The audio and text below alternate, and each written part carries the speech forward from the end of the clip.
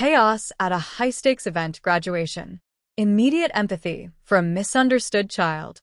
Introduction of a single dad as a calm, heroic presence. Tension between authority figures and the child's needs. Sets up suspense. How will Marcus handle this? The auditorium was packed, the air thick with anticipation. Proud parents clutched cameras, teenagers in crisp gowns shuffled nervously, and the principal's voice echoed over the microphone. Everything was perfect, on paper, but nothing could prepare anyone for the screaming. A piercing, ear-splitting wail cut through the applause. Heads turned, whispers spread like wildfire. The boy at the center of the commotion wasn't just upset, he was trapped in his own world. The CEO's autistic son, 7-year-old Ethan, had suddenly erupted into chaos. Teachers rushed forward, their calm faces masking frustration. The principal frowned. Parents whispered about spoiled children or attention seekers. No one understood what Ethan needed. From the back of the hall, a single dad named Marcus watched quietly. He had seen this kind of panic before, not from children in fancy suits, but from children the world had abandoned, misunderstood, or dismissed. Marcus had arrived late, holding a small backpack filled with his own son's drawings and snacks. His eyes, calm but sharp, scanned the room.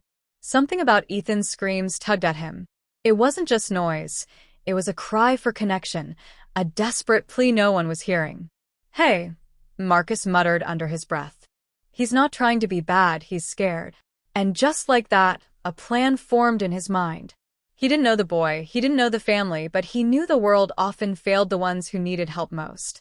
As a teacher approached to forcibly guide Ethan out, Marcus stepped forward, his hands raised in peace. "Give me a minute," he called softly, his voice carrying an unexpected calm that sliced through the tension. For the first time, Ethan's screams faltered. His wide, terrified eyes locked onto Marcus.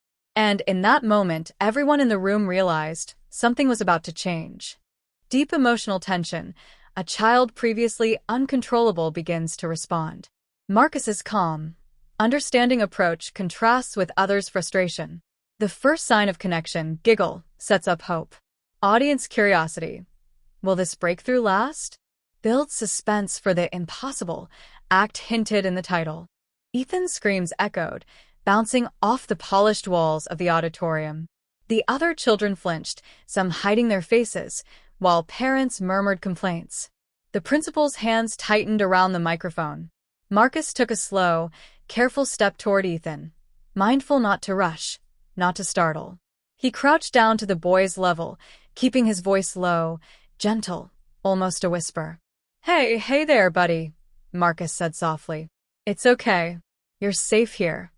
Ethan's hands trembled, his eyes darting around as though expecting danger from every corner. The other adults gave Marcus skeptical looks.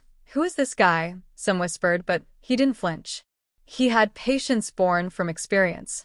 "Do you want to draw?" Marcus asked, pulling a crumpled piece of paper from his backpack. He scribbled a simple doodle of a rocket and held it out. Ethan's scream stuttered, his gaze fixed on the drawing. Slowly, hesitantly, he reached out a shaking hand. The room seemed to hold its breath. No one had ever approached him like this. No threats, no commands, just calm understanding. "Good job," Marcus murmured, smiling. "You're really good at this." The words, simple and genuine, were magic. Ethan's small hands stopped shaking, and a faint, almost imperceptible hum replaced the shriek. He leaned forward, eyes wide, and started to mimic Marcus's little doodle. In that instant, walls started to crumble, the barrier between Ethan's world and the world around him. Marcus didn't push. He just let Ethan lead, showing him that someone understood without judgment. The teachers relaxed slightly, though still unsure. The parents watched, confused. How could a stranger calm a child who had refused to listen to them all morning? Marcus didn't answer their silent questions. He just kept his eyes on Ethan, waiting for the next sign of connection. And then, a small but definite sound emerged, a giggle. It was faint, almost lost in the murmurs of the audience, but Marcus heard it. And so did Ethan. For the first time that day, The room felt the possibility of peace. The impossible wasn't happening yet, but it was about to. Physical and emotional tension. Walking through the crowd, every step a challenge. Marcus's expert patience highlighted. Audience sees transformation happening, suspense plus emotional payoff. The miracle moment arrives subtly, audience emotionally invested. Sets up final reveal. Marcus's impact will extend beyond the graduation. The auditorium was tense again, but this time, it wasn't just fear, it was anticipation. Everyone could sense that something extraordinary was happening. Marcus stayed close to Ethan, letting the boy clutch his hand, steadying him like a lighthouse in a stormy sea. "Can we go?" Ethan whispered, his voice fragile but audible. "Yes," Marcus said gently. "We'll go together." The teachers exchanged uneasy glances. They had been ready to carry Ethan out, to end the chaos. But Marcus's quiet authority gave them pause. They had never seen him connect like this. One careful step at a time, Ethan followed Marcus down the aisle. Each step was a battle. His legs wobbled, his fingers dug into Marcus's hand, but he was moving. Slowly, the other children and parents began to notice. Some whispered, others held their breath. Marcus spoke softly the entire way. "Look at the floor, count the tiles, nice and slow, that's it." He used every tool he knew from experience. Visual cues, calm tone, gentle encouragement. Every scream that threatened to erupt was met with a pause, a smile, a tiny distraction. A few feet from the stage, Ethan froze. His small body shook, and his lips quivered. The audience murmured, restless, unsure if this little boy could make it through. Marcus knelt again, catching Ethan's gaze. "I've got you. Just one more step. We can do this together." And then a miracle of quiet courage.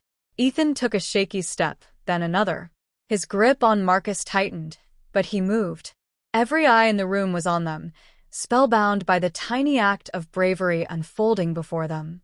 When they reached the stage, Marcus lifted Ethan gently onto it.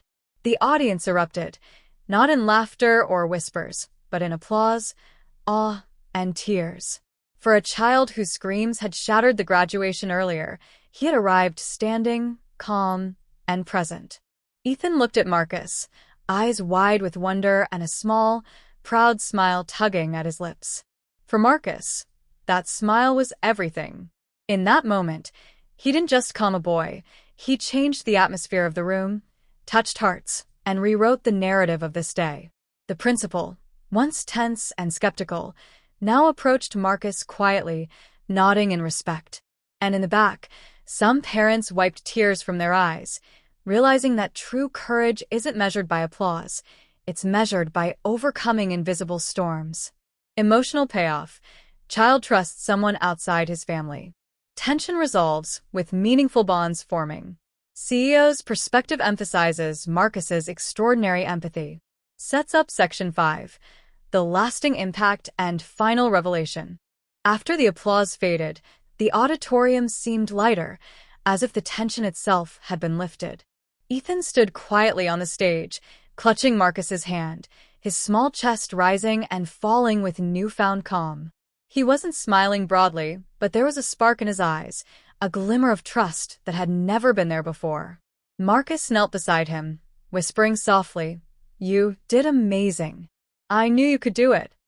Ethan's lips curved slightly, a shy acknowledgement, and for the first time, the boy let someone see the strength within him rather than the chaos outside. The CEO, Ethan's father, stepped forward. His eyes were wide, a mix of astonishment, guilt, and gratitude. All morning, he had tried reasoning, commanding, even pleading, but nothing worked. And now, here was a stranger, a single dad, who had seen his son, truly seen him, and helped him thrive.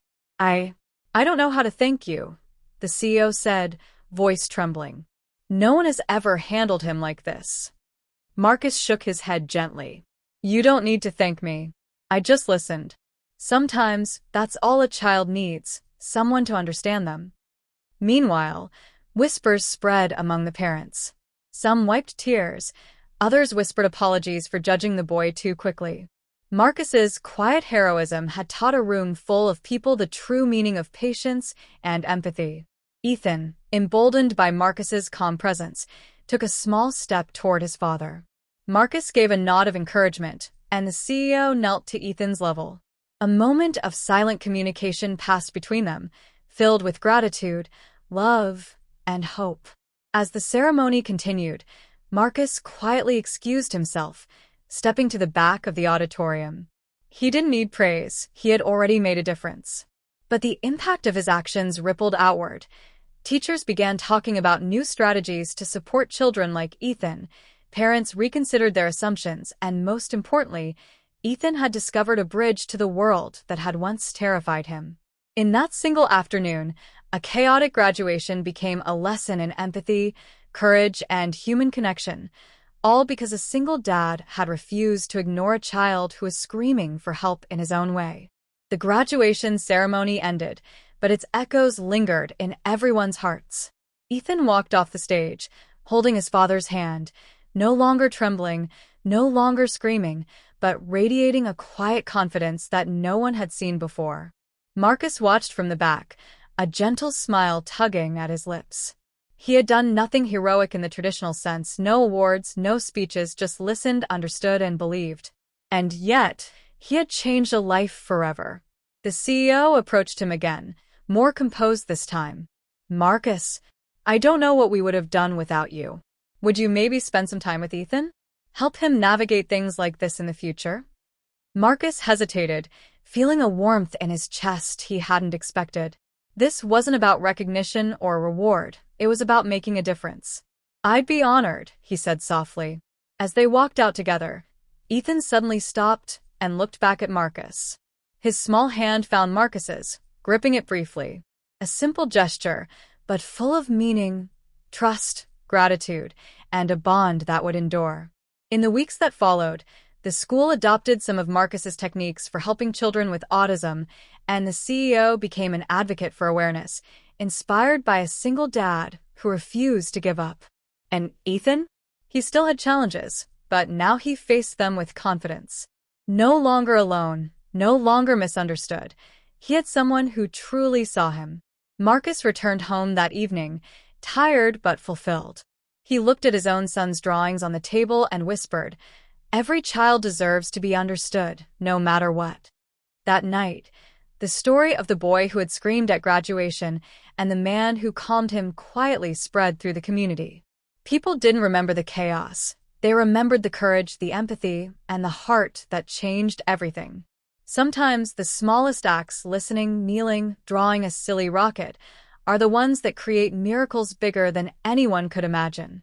And in that moment, Marcus realized that heroes didn't wear capes. Sometimes they just showed up, listened, and believed in a child when no one else would.